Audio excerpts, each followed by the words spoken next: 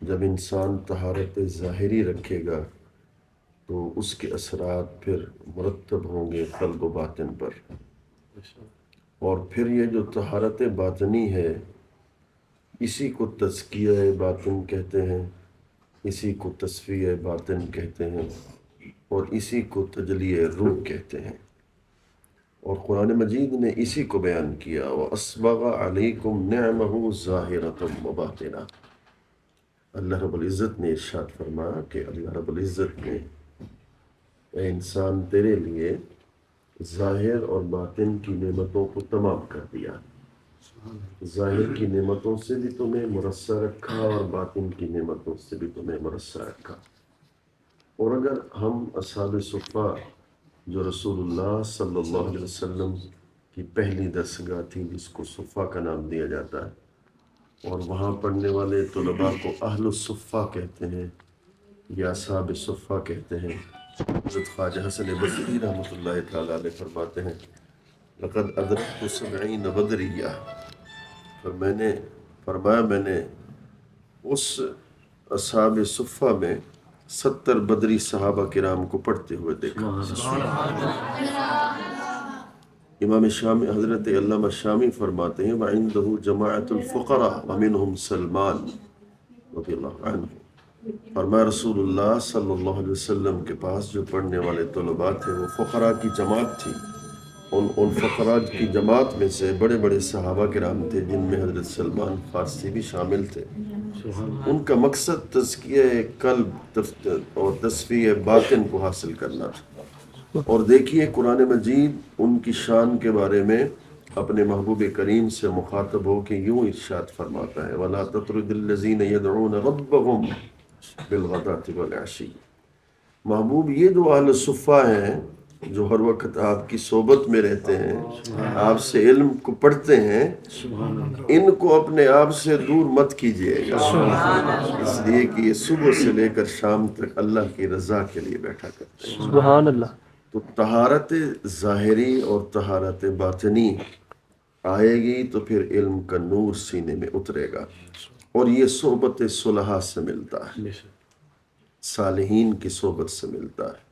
کونوا مع الصادقین، اس کو پڑھ لیجئے، اس کی تمام تفسیر کو پڑھ لیجئے، صحبت صلحاء سے ملتا ہے۔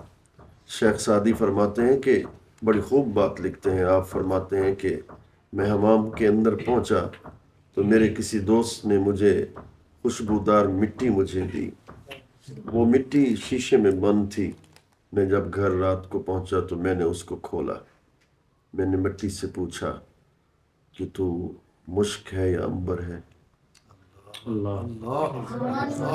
تو شیخ سعدی فرماتے ہیں نا، میں عالم تصور میں کہہ رہا ہوں، میں عالم تصور میں نے مٹی سے پوچھا تو میں مٹی کیوں کہتے ہیں؟ تو مٹی نے مجھے جواب دیا مٹی مٹ جانے سے ہے، میں چونکہ مٹ گئی ہوں اس لیے مجھے مٹی کہا جاتا ہے۔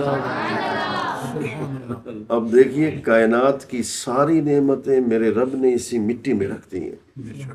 یہ جو سمندر کی مٹی ہے یہ اسی کے جنس میں سے ہے، اب ہیرے بھی اسی کے اندر، جواہرات بھی اسی کے اندر، یہ پیٹرول بھی اسی کے اندر، گیسز بھی اسی کے اندر، سونا بھی اسی کے اندر ہے، جو پھر مٹ جاتا ہے خدا اس کو اس کے سینے کو ہیرے اور جواہرات سے مرصع کر دیتا ہے۔ تو حضرت شیخ سعدی فرماتے ہیں میں نے اس سے پوچھا تو یہ مشک ہے یا عنبر ہے؟ اس نے کہا نہ مشک ہوں نہ عنبر ہوں، لیکن کچھ دن مجھے مشک و عنبر سے ہم نشینی کا اعزاز مل گیا، ان کی صحبت مجھے مل گئی، اور شیخ سعدی ان کی صحبت کی وجہ سے تو مجھے مشک و عنبر کہنے پہ مجبور ہو گیا۔ اس لیے سب سے پہلا طالب علم کی پہلی منزل، پہلا سبق اس کے لیے طہارت کو حاصل کرنا ہے، اور طہارت کا نور آپ کو صحبت صلحاء سے ملے گا۔ پھر ہے توجہ الی الحق، حق کی طرف متوجہ رہنا۔ قرآن کہتا ہے کہ وہ دنیاوی مصروفیات میں مصروف رہتے ہیں مگر ان کا قلب اللہ کی طرف متوجہ رہتا ہے۔ یہ حضرت الفرد الکامل القطب الربانی سیدنا شیخ حضرت عبدالقادر جیلانی، یہ تصوف کا مفہوم آج کے زمانے میں بدل دیا گیا۔ لوگ سمجھتے ہیں تصوف کا صوفی کا کچھ اور معنی ہے. سب سے بڑا صوفی تو حضرت غوث اعظم جیلانی ہے نا. آپ فرماتے ہیں درست علم حتیٰ صرت قطبہ، اور میں علم حاصل کرتے کرتے میں قطبیت کے مقام پر پہنچ گیا، جبکہ وہ مادرزاد ولی ہیں اور ان سے بڑھ کر اپنے زمانے کا فقہ میں کوئی عالم نہیں تھا. میں ان کے صرف ایک مثال دینا چاہتا ہوں، اس سے اندازہ ہو جائے گا. ایک شخص نے ان سے پوچھا حضور میں نے تو طلاق معلق دی ہے، طلاق میں شرط دی ہے کہ میری بیوی کو طلاق ہو جائے اس وقت کہ جب مجھ جیسا عابد دنیا میں کوئی اور نہ ہو. دنیا میں تو مجھ سے بہت زیادہ عبادت گزار ہیں، اب میں طلاق دینا چاہتا ہوں. میں نے بڑے بڑے مفتیان سے پوچھا ہے، کسی نے کوئی جواب نہیں دیا. آپ اس کا جواب عطا فرمائیں. حضرت کی فقہ کے اندر ان کا مقام دیکھیے. یہ صرف یہ نہیں ہے کہ وہ روحانیت کا ابن جوزی جیسے محدث ان کے سامنے مات کھا جاتا ہے، بڑے بڑے علماء ان کی بارگاہ میں آتے ہیں. آپ نے فرمایا بات یہ ہے کہ تم ایسا کرو کہ بیت اللہ شریف چلے جاؤ، جو طواف کرنے والے ہیں ان کی منت کر لو کہ وہ طواف کو روک دیں. جب وہ طواف کو روک دیں گے تم اکیلے طواف کرنا، تمہیں اس وقت عبادت میں عابدین میں تفرد مل جائے گا. سبحان اللہ. اس وقت پور ہو جائے گا. حضور قبلہ عالم آخری بات عرض کر رہا ہوں، جس دھرتی سے میں آیا ہوں حضرت، اور یہ بڑے بڑے صوفیہ بڑے بڑے محدثین تھے، بڑے بڑے علماء تھے. حضرت قبلہ عالم خواجہ نور محمد مہاروی رحمۃ اللہ تعالی، حضرت حافظ جمال اللہ ملتانی جن کے خلیفہ ہیں. آپ کی یہ شان تھی کہ کوئی بھی اگر شخص آتا تھا اس سے پوچھتے تھے میاں کیا کرتے ہو، وہ کہتا دین کا طالب علم. سے بٹھا لیتے بیٹے کٹھے کھانا کھانا ہے. دین کے طالب سے پوچھتے کٹھے کھانا کھانا ہے. اور کوئی عام بندہ آ جاتا کہتے لنگر خانے میں جاؤ. حضرت حافظ جمال اللہ، بات چلی تھی ظاہر و باطن سے، اسی بات پہ بات کو ختم کر رہا ہوں. تو حضرت حافظ جمال اللہ ملتانی علیہ رحمہ ملنے کے لیے آئے. فرمایا میاں کیا کرتے ہو، عالم ہو؟ کہنے لگے حضور عالم نہیں ہوں. انکار کیا علم کا. فرمایا ادھر جاؤ لنگر خانے میں لنگر کھا کے پھر آؤ.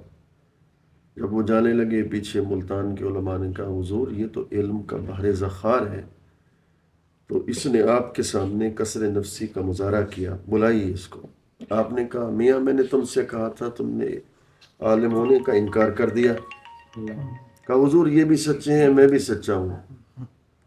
وہ کیسے؟ کہا یہ ان کی نظر میرے علم ظاہری پر گئی ہے اور میری نظر دل پہ گئی ہے. میرے پاس علم باطن کا کوئی ایک لفظ نہیں ہے، علم باطن کا کوئی حصہ نہیں ہے. آپ کی بارگاہ میں علم باطن کورا ہوں تو آپ کی بارگاہ میں علم باطن کے حصول کے لیے آیا ہوں. نیک صحبت اور صالحین کی صحبت سے علم ملتا ہے. اللہ میں صمیم قلب اور دل کی عطا گرائیوں سے حضرت کو مبارکباد پیش کرتا ہوں. مجھے ننکانہ میں آتے ہوئے میرے خیال میں 10 سال سے زیادہ کا عرصہ بیت گیا، اور مجھے آج خدا شاہد ہے 10 سال کے بعد آج پہلی مرتبہ خوشی ہو رہی ہے حضرت کے اس کام کو دیکھ کر. یہ ہزاروں لوگوں کا اجتماع ہو جانا، ان سے خطاب کر دینا پھر چلے جانا، یہ بھی ایک اچھی بات ہے، لیکن طلباء کو دیکھنا، ان کی زیارت کرنا اور حضرت کے اس کام کو دیکھنا، میں سلام عقیدت ان کو پیش کرتا ہوں، ان کی تحسین کرتا ہوں. اللہ رب العزت ایسے علماء کا سایہ رحمت دے.